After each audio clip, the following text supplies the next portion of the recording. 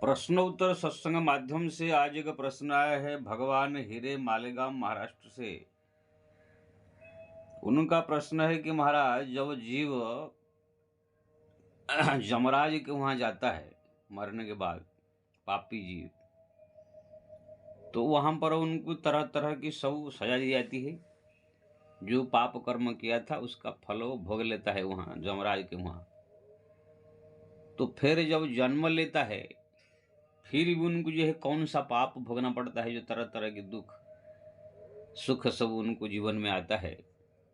वो तो यमराज के वहां सब भोग लिया था। फिर जो है कौन सा पाप वो जन्म ले करके फिर भोग करता है। कहीं ऐसे नहीं कि तो दोबारा भोगना पड़ता है। इसके बारे में बताइए उनका प्रश्न। बहुत सुंदर प्रश्न है जी।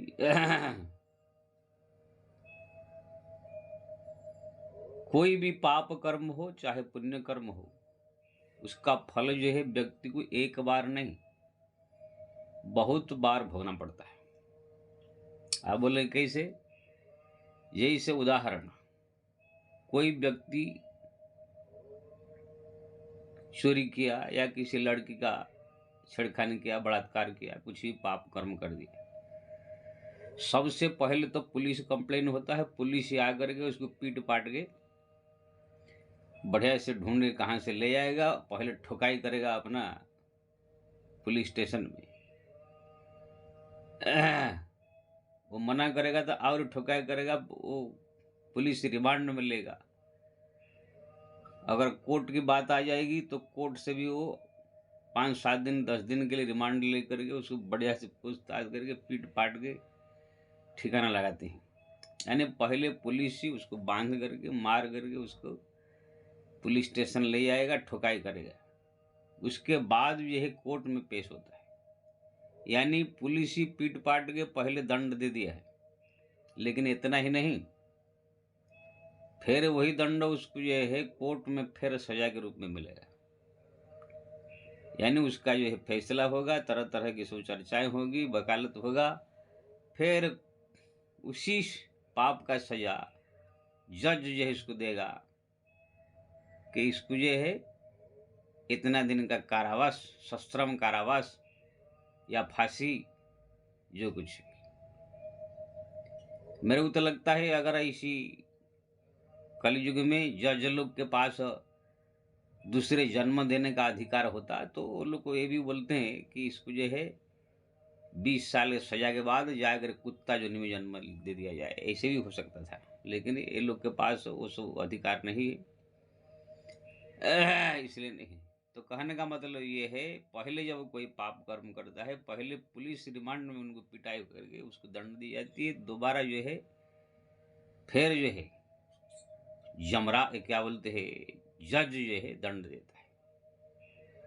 ठीक उसी तरह जब कोई पाप कर्म यहां पर करता है, अगर वो भगवान के भजन कीर्तन साधना करके वो पाप को मिटा दिया, पाप मिटाने का साधन भी है भगवान का नाम जपना, तीर्थ करना, धाम करना, भगवान का स्मरण करना, जो 900 प्रकार भक्ति है, ये सब करने से समस्त करोड़ करोड़ जन्म की पाप यहाँ नष्ट हो जाती है। अगर नष्ट नहीं किया, मर गया, तो यमराज के दूत आएंगे, पहले उसको पटक पटक के ले जाएंगे। हमारे यही मार्कंड पुराण, गरुड़ पुराण आदि सब वर्णन है। जब ले जाएंगे जमदूत तो उसको गर्म रेती में घिसटते हुए ले जाते हैं, कंकड़ पत्थर कंटकमय पथ पर रगड़ते हुए ले जाएंगे।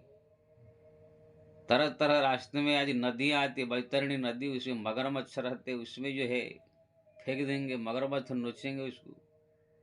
फिर उसको ले जाकर यमराज के नगर में पहुंचेंगे।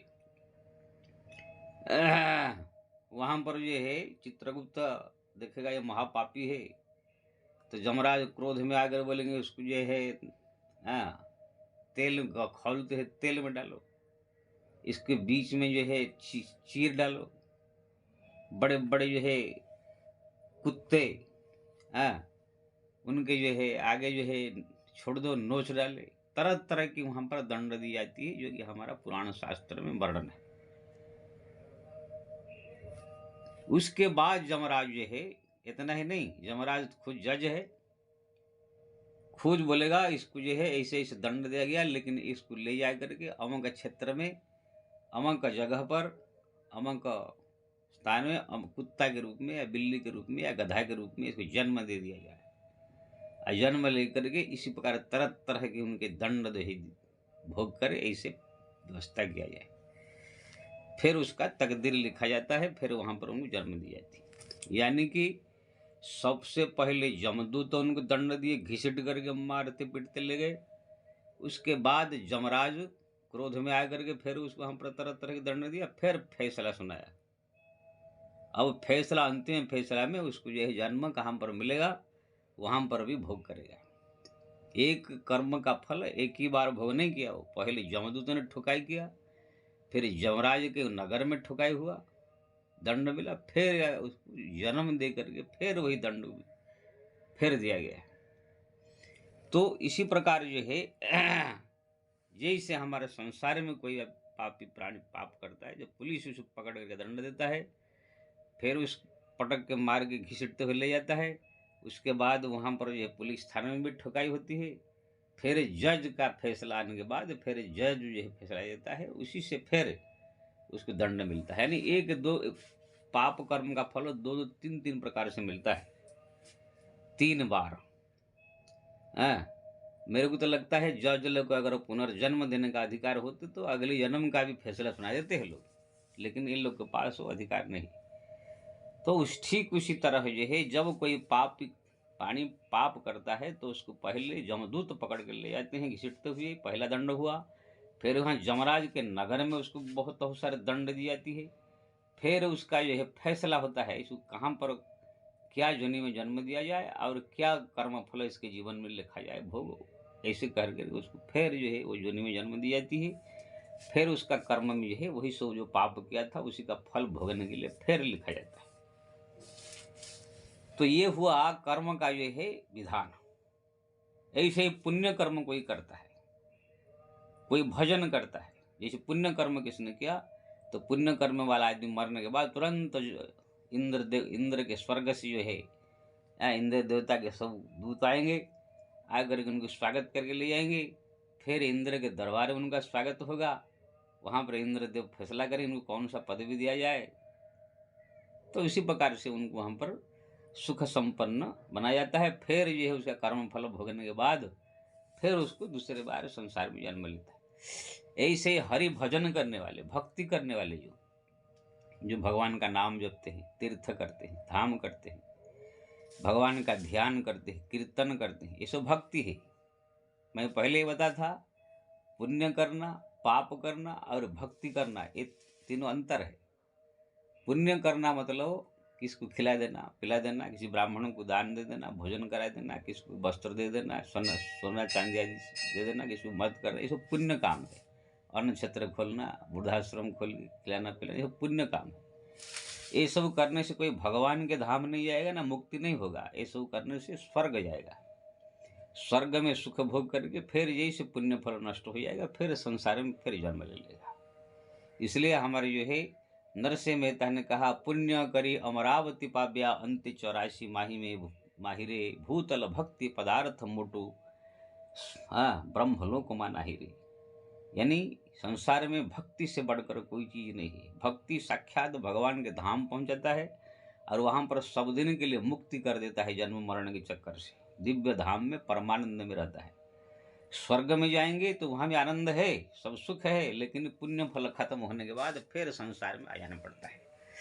अब पाप कर्म का फल जो है वो जमराज को वहाँ जाता है और जाकर दंड भोग करके फिर तरह तरह की जो है पाप कर्म के फल स्वरूप कुत्ता, बिल्ली, गधा या मनुष्य के रूप में भी दुखी मनुष्य होकर जन्म होता है।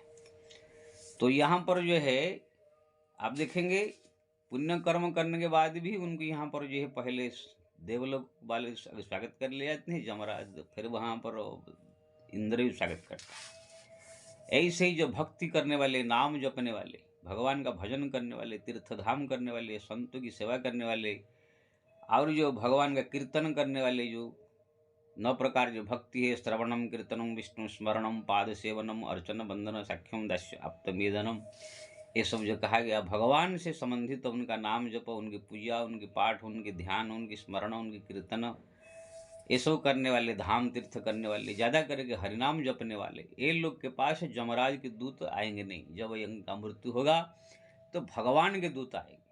जैसे पुण्य कर्म करने वालों के देवराज इंद्र का दूत आएंगे, ऐसे पाप करने वाले अगर भगवान का भजन कीर्तन नहीं करके पाप को नहीं मिटाया, अगर किससे गलती से पाप हो जाती है तो वो पाप को मिटाने के लिए भगवान ने यहाँ पर जो है भगवान का भजन, नाम जप का, तीर्थ धाम करने का, नाम जप करने का विधान रखा है। अगर वो जीवन रहते हुए कर दिया तो जो थोड़ा बड़ा पाप जीवन में हो रहा है वो सब नष्ट हो जाएगा। जैसे अजामिल आदि है, जयंती वैश्य आदि है। अजामिल भी जीवन में बहुत पाप किया था, वेश्याओं के साथ रहता था, अभक्ष्य भक्षण करता था, शराब पीता था, लेकिन उसने भगवान का, नारायण का जो नाम है, पुत्र का नाम रखा था, उसको रटते रटते जप किया। इसलिए स्पष्ट रूप में भागवत के षष्ठ स्कंद में अजामिल उपाख्यान जो प्रथम अध्याय में लिखा है कि सर्वपाप प्रणशंति गोविंदांदल कीर्तनम जदा नारायणेति जगादम चतुरक्षरम। भगवान के दूत आए उनको लेने के लिए, जो मृत्यु समय आया तो जमदूत आ गए थे। जमदूत को भगवान के दूत कह रहे हैं, ये जो नारायण, नारायण अपना पुत्र का नाम भले ही क्यों न हो, उनने जपा, नारायण भगवान का नाम है, इसलिए ये नारायण 4 अक्षर उसने जो प्रतिदिन रटन करता था, अभी भी रटन किया, तो उनका समस्त पाप जो है नष्ट हो गया है। इनको अब ले जाने के लिए भगवान के आदेश से हम आए हैं, हम इनको वैकुंठ ले जाएंगे, आप लोग का अधिकार नहीं है।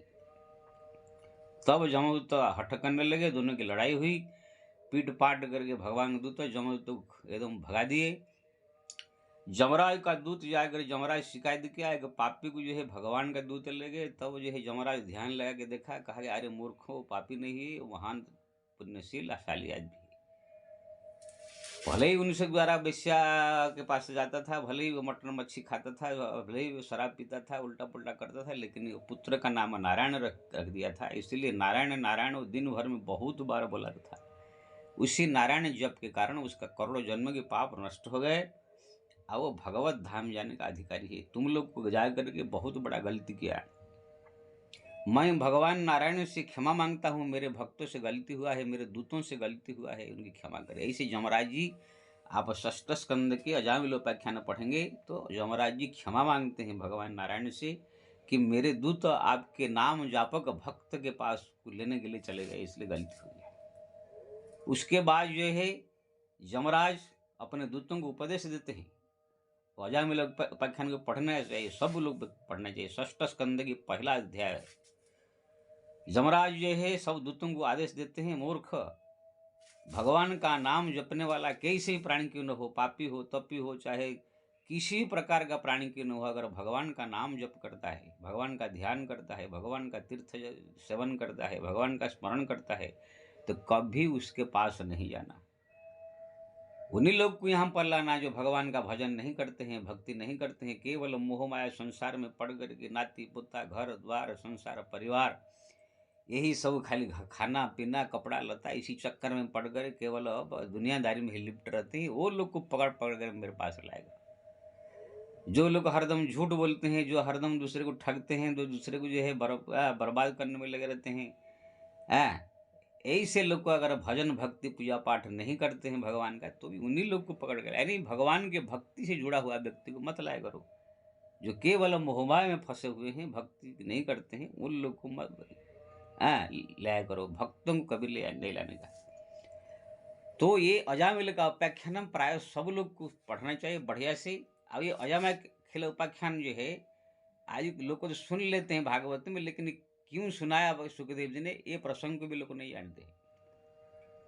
सुखदेव जी ने जब अब नरक का वर्णन किया, परीक्षित ने पूछा प्रभु नरक क्या होता है और वो नरक का दुख क्या है? बोलिए तो पंचम स्कंद भागवत की अंतिम अध्याय में सुखदेव जी ने नरक वर्णन किया कि राजन ऐसे ऐसे जमराज के नगर में नरक होते हैं। जो ए पाप करता है, ए पाप करता है, वो नरक में जाता है, ये करने से वो नरक में जाता है, ये करने से वो नरक में जाता है। जमराज के दूत वहाँ पर तरह तरह के दंड देते हैं, बीच से चीरते हैं, खोलते हैं, तेल में उनको जो है उबाल देते हैं, हथौड़ी से मारते हैं, तलवार से काटते हैं। ये सब सुन करके जो है परीक्षित के मन में बड़ा भय उत्पन्न हो गया। कहा कि महाराज ऐसा कौन सा कर्म करूं, सहज कर्म मेरे को बताइए जिससे मेरे को नरक जाना न पड़े।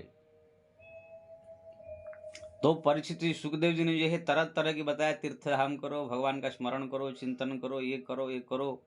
तब परीक्षित ने कहा प्रभु मेरे को कोई सहज सरल उपाय बताए जिससे कि मैं नरक में मेरे को जाना न पड़े।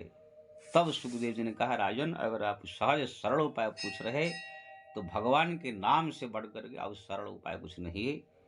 किसी भी प्रकार से पतितम स्खलितम भग्नम संदष्टम तप्तम आहतम हरिरित्य वसन्ना हुम पुमान्ना हति जात नाम। गिरते पड़ते उड़ते बैठते भाव से कुभाव से किसी भी प्रकार से भी अगर भगवान का नाम कोई जप करता है तो पुमाम नहंति जातना जम जातना वो भोग नहीं करेगा, जमपुर वो नहीं जाएगा। भगवान के नाम की जो है इतने महिमा। अगर पाप कर्म किसी ने कर दिया है तो भी भगवान का नाम समस्त पाप को नष्ट कर देता है। सर्व पापम प्रणाशनम प्रणामि दुख समनम तम नमामि हरिपरम। यानी कि भगवान का नाम जप कीर्तन जो है, नाम संकीर्तन दस्यम सर्व पाप प्रणाशनम, भागवत का श्लोक है। नाम संकीर्तन दस्यम सर्व पाप प्रणाशनम प्रणामि दुख समनम तम नमामि हरिपरम। यानी कि जिसके नाम संकीर्तन मात्र से सब पाप नष्ट हो जाते हैं, ऐसे पाप नाशक प्रभु को मैं प्रणाम करता हूँ कहकर प्रणाम कर रहे हैं सुखदेव जी। तो कहने का मतलब ये है कि एकमात्र हरिनाम ऐसे है जो करोड़ों करोड़ों पाप को भी नष्ट कर देता है। और वहां पर यहां तक कहा गया स्तेनो सुराप मित्र धुक ब्रह्महा गुरु तल्पगह स्त्रीराज पितृगहंता जैस पाद किन परे।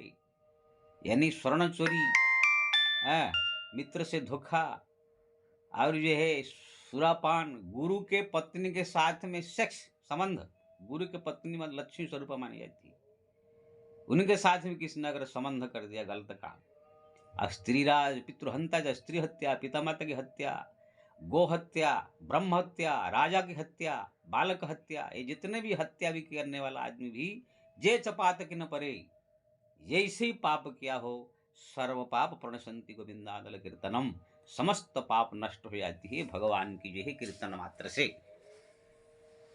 तो इसी प्रकार ये है भागवत में वर्णन किया गया। सुखदेव जी ने कहा राजन अगर आप चाहते हो कि नरक में न जाओ तो आप हरिनाम का जप ज्यादा से ज्यादा करो। तब जो है सुखदेव जी जब ऐसे कहा तो परीक्षित ने कहा कि प्रभु ऐसे कोई प्रसंग मेरे को सुनाइए जो व्यक्ति के महापापी होते हुए केवल हरिनाम जप करके ही संसार से उद्धार हो गया। तब जो है सुखदेव जी ने परीक्षित को अजामिल उपाख्यान सुनाया। पंचम स्कंद भागवत के अंत में षष्ठ स्कंद का पहला अध्याय है। यानी भूमिकाओं की यहाँ पर देखना भी जरूरी है। नरक का वर्ण सुन करके परीक्षित दुखी हुए, मैं क्या करूं जिससे कि नरक में न जाऊं। तब सुखदेव जी कहा कि हरिनाम संकीर्तन जपो करो। तब उनने पूछा कोई ऐसे प्रसंग सुनाइए जिससे कि हरिनाम जप करके मुक्त हो गया। तो अजामिल उपाख्यान सुनाया गया। अजामिल नाम के ब्राह्मण था जो कि बेश्या, पहले तो भक्त था लेकिन किसी कारणवश बेश्याओं के चक्कर में पड़ गया, शराब पीने लगा, मच्छी मटन खाने लगा, भक्ष्य भक्षण करने लगा, चोरी करने लगा। लेकिन पुत्र का नाम उसका नारायण रख दिया था, इसलिए उसी पुत्र को बुलाते बुलाते नारायण नारायण वो भगवान का नाम जप हो रहा था। मृत्यु के समय जो है जब उसकी मृत्यु हुई तब भगवान के दूत आए। जमदूत भी आए थे लेने के लिए, गलत फहमी से ये पापी है ले जाएंगे, लेकिन भगवान के दूत ने कहा कि ये हरिनाम जप कर रहा था, नारायण का नाम जप कर रहा था, भले ही ये उनका पुत्र का नाम हो, इसलिए तुम लोग का अधिकार नहीं है, इसलिए हम इनको ले जाएंगे। तो इसी प्रकार से जो है अजामिलोपाख्यान में ये प्रसंग मुख्य रूप में जानकारी करने के लिए कहा गया। सुखदेव जी ने कहा कि हरिनाम की ये महिमा है, कैसे भी पापी क्यों न हो वो पाप से मुक्त होकर भगवत धाम चला जाता है। तो जीवन रहते हुए अगर किसी ने ये हरिनाम जप किया, हरि भक्ति किया, भजन का नाम जपा, तीर्थ धाम आदि किया, तो फिर वो व्यक्ति को कोई पाप ताप नहीं लगेगा, जमराज का उनके ऊपर कोई अधिकार नहीं आती ना जातनम। लेकिन अगर किसी ने ये सब नहीं किया फिर वो व्यक्ति पहले जमदूत बांध करके ले जाएंगे, तरह तरह की कष्ट दे करके, फिर जमराज को वहां पर पिटाई ठुकाई होगा। दूसरी दंड हुआ, तीसरे दंड के रूप में जमराज जो है निर्णय करेंगे इसको कहाँ जन्म देगा। जन्म देने के बाद उनके साथ वही जो कर्म किया था उल्टा पुल्टा सुल्टा जो कुछ भी, उनके कर्म के साथ प्रारब्ध के रूप में जोड़ देगा। इसलिए जो कर्म किया था वो प्रारब्ध रूप में अगले जन्म में भी भोगेगा। यहाँ पर यमराज के वहाँ भी वही कर्म का फल भोगा, जमदूत ही पिटते पिटते वही कर्म का फल दंड दिया, और यमराज के नगर में भी वहाँ पर नरक कुंड के रूप में भी वही कर्म का फल भोगा, फिर जन्म ले करके वही कर्म का फल ही प्रारब्ध रूप में भोगेगा। यानी एक ही कर्म का 3 बार भोगना पड़ता है। इसलिए आपने जो पूछा था कि यमराज के वहाँ पर तो भोग करके जीव पाप शून्य हो जाता है, फिर प्रारब्ध धर्म जन्म लेकर क्या भोगता है? नहीं, वो खत्म नहीं हो जाता है। यमराज के वहाँ भोगने के बाद फिर यमराज जो है उनको जब जन्म देते हैं, फैसला करते हैं, तो कहाँ जन्म देना, क्या करना है, फैसला के साथ साथ पहले जन्म का सब पाप पुण्य उनके साथ जोड़ करके फिर प्रारब्ध बना करके भेजते हैं। इसलिए ये गलत फहमी मत रहिए कि एक बार दंड कहीं पा गया तो वो निश्चिंत हो गया। नहीं, पाप कर्म का फल अगर भजन कीर्तन नहीं किया है या नष्ट प्रायश्चित नहीं किया, नष्ट नहीं किया, तो उनको 3 बार भोगना पड़ता है। ऐसे ही पुण्य कर्म का 3 बार भी सुख भोगना पड़ता है। भजन करने के बाद भक्त लोग को भी ये सब भगवान का दूत पहले आएंगे, स्वागत करेंगे, फिर उनको स्वागत कर विमान में बैठा के ले जाएंगे, फिर भगवान के धाम में भगवान भी स्वागत करेंगे।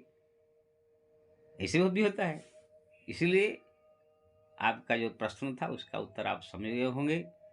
जो प्रारब्ध के रूप में जो भोग करता है वो पहले का ही कर्म का फल है। पहले यमराज के वहाँ भोगा, फिर आगे प्रारब्ध रूप में फिर वही भोग रहा है। इसलिए मैं सबसे प्रार्थना करूँगा, हरिनाम की ये महिमा इतना है, उसको जो है चलते फिरते उठते बैठते खाते पीते हर दम जो है जप कीजिए। राम राम राम राम राम राम, क्या कोई पैसा लगता है ना, क्या कुछ नहीं है, खाली खाली मुँह से जपने का है। इसलिए कबीरदास जी ने कहा, भज रे भैया राम गोविंद हरि। राम कृष्ण जपने में कुछ नहीं लागत, खर्चत नहीं गठरी, ना कुछ में कोई परिश्रम है ना कोई पैसा लगता है। भज रे भैया राम गोविंद हरि, भज रे भैया राम गोविंद हरि। तो मैं सबसे प्रार्थना करूँगा, भगवान का नाम जप करे, नाम जप करे, भगवान का नाम जय जप करे। जय श्री राम।